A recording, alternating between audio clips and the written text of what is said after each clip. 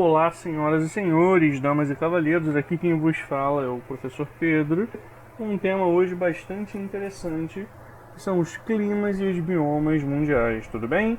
Vamos começar então do começo, já que a gente vai falar de climas e biomas, uma definiçãozinha básica de clima para a gente poder começar. Olha só, o clima pode ser entendido como um conjunto de condições atmosféricas que caracterizam uma região pela influência que exercem sobre a vida na Terra. Como assim, gente?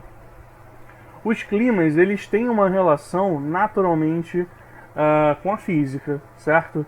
Entender que o clima é um pressuposto físico é muito fácil. É só pensar que clima tem a ver com temperatura, então tem a ver com calorimetria. É só pensar que clima tem a ver com umidade. É só pensar que clima tem a ver com pressão atmosférica, certo? Notem que isso tudo está relacionado a fenômenos físicos. Só que o clima, ele também tem uma relação proximal aí da biologia e da sociologia.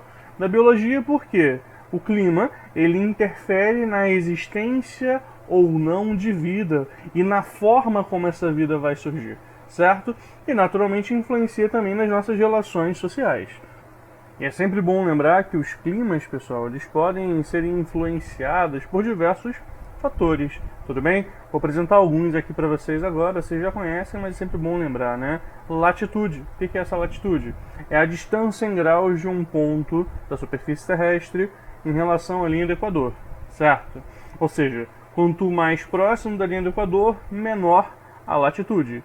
Nessas regiões de menor latitude, pessoal, as temperaturas tendem a ser mais elevadas, certo? E as latitudes mais elevadas, ou seja, quanto mais distante da linha do Equador, nessas regiões, você vai encontrar temperaturas mais amenas, certo? Mais frias, tudo bem? Ou menos quentes, chamem como quiser, beleza? Outro ponto, outro fator climático interessante e importante de lembrar é a altitude, beleza? Isso aí é fácil de vocês lembrarem. É só vocês pensarem nesse momento nos Alpes Suíços. Só vocês pensarem nesse momento na Cordilheira dos Andes. Só vocês pensarem nesse momento no Everest, certo?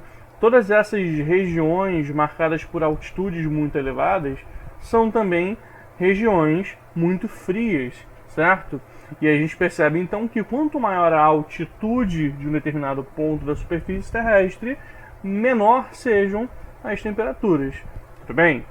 As massas de ar, assim como as correntes marítimas, também influenciam muito, né? Porque tanto as massas de ar quanto as correntes marítimas conseguem trazer para uma determinada região uma maior ou uma menor umidade, trazem para uma região uma massa de ar ou uma corrente marítima mais fria ou mais quente. Isso influencia evidentemente no clima local, certo? E essa é uma influência que acontece constantemente. Tem variações, mas é uma influência que acontece constantemente. Assim como a continentalidade e a maritimidade, ou seja, a proximidade ou a distância de um ponto do oceano. Quanto mais próximo do oceano, naturalmente maior a minha umidade. Quanto mais distante do oceano, menor a minha umidade. Tudo bem? Alguns fatores só para a gente poder lembrar sobre esse assunto, certo? A gente vai discutir isso mais para frente novamente, mas aqui é só realmente para poder entendermos melhor o que são os climas. Já que a gente falou de latitude, aí fica fácil, né? As latitudes influenciam diretamente na questão das zonas climáticas. Percebam que eu tenho aqui um globo terrestre, um planisfério, que indica pra gente 5 zonas climáticas. As zonas polares, né, que são as zonas de latitudes extremas, né, as maiores latitudes, que são a zona polar ártica ou a zona polar antártica, certo? Ártico ao norte, Antártico ao sul, as zonas temperadas do norte e do sul e a zona tropical. Essa imagem, pessoal, assim, vocês já estão acostumados, eu não preciso nem aprofundar isso, mas eu acho que para todo mundo fica muito claro onde é mais quente e onde é mais frio. O que eu quero que vocês entendam é que a partir dessas zonas a gente consegue caracterizar muitos dos climas mundiais, certo? Eu tenho aqui essa imagem para ver se ajuda vocês. Eu trouxe alguns dos climas mundiais nesse desenho que eu particularmente acho bem bonito e assim bem simples, ele não é muito poluído, fica um pouco mais fácil de perceber. Olha só, basicamente o que eu quero que vocês identifiquem aqui, gente, olha só, as regiões demarcadas nesse mapa pelas colorações diferentes e representadas ali embaixo na legenda. Observem a legenda, o primeiro ponto, clima polar. Naturalmente, o clima polar ele vai estar justamente nessa zona polar que a gente identificou previamente. E as características são aquelas que vocês já sabem, né? É um clima mais frio, é um clima menos úmido, pouco chuvoso, e que você vai ter aproximadamente 10 meses de um inverno muito rigoroso e 2 meses ali de uma estação um pouco mais amena, né? Em que o que a gente identifica não é, obviamente, um clima agradável para se passar as férias em família, mas é menos rigoroso, que vai interferir nas características dos biomas nessa região que a gente vai falar daqui a pouco, tá certo? O clima temperado, naturalmente, está relacionado também àquela zona temperada que a gente viu lá atrás. Observem como os Estados Unidos é muito marcado por esse clima, né? Um pedaço do México também, você pega boa parte da Europa, um pedacinho da Ásia. E esse clima temperado, ele vai ter aquelas características que a gente também já apontou previamente, né? Ou seja, é um clima que não vai ser nem tão rigoroso quanto o clima polar e nem tão quente quanto o clima tropical, que é o que eu quero falar com vocês na sequência, tá certo? Um ponto interessante é que esse clima temperado, ele pode ser subdividido em vários pedaços. Esse mapa, inclusive aqui, ele está dando uma ênfase para um tipo de clima temperado, que é o clima temperado mediterrâneo. Que vocês identificam ali, ó, na parte sul da Europa e na parte norte da África, por exemplo, né, o clima mediterrâneo. O que é esse clima mediterrâneo, gente? É um clima que ele tem uma característica que se diferencia de todos os outros climas, ele é o diferentão. Em que, geralmente, o que a gente identifica é o inverno é mais seco e o verão é mais úmido, ou seja, o período mais frio tende a ser um período mais seco, assim como um período mais quente tende a ser um período mais úmido. No clima mediterrâneo, esse negócio inverte, é o contrário. O frio está ligado a um clima mais seco e o calor está ligado a um clima mais úmido. Eu acabei de repetir a mesma coisa, né? Perdão. O inverno está ligado a um clima mais úmido e o verão está ligado a um clima mais seco. É o oposto do que acontece em basicamente todo o resto do mundo, tá certo? Esse mapa ele diferencia o Mediterrâneo do temperado. Em muitos mapas ele vai ser ignorado completamente o Mediterrâneo, ele vai ser inserido dentro da categoria de temperado, porque ele é um clima temperado, mas ele tem essa distinção aí que eu apontei para vocês.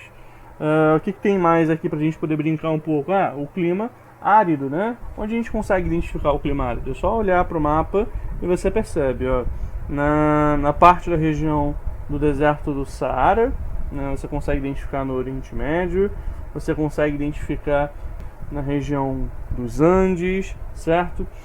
O clima árido, pessoal, ele é caracterizado evidentemente por uma baixa quantidade de umidade, assim como a gente viu lá no polar. A diferença principal aqui é que o polar ele se caracteriza por um frio extremo, certo?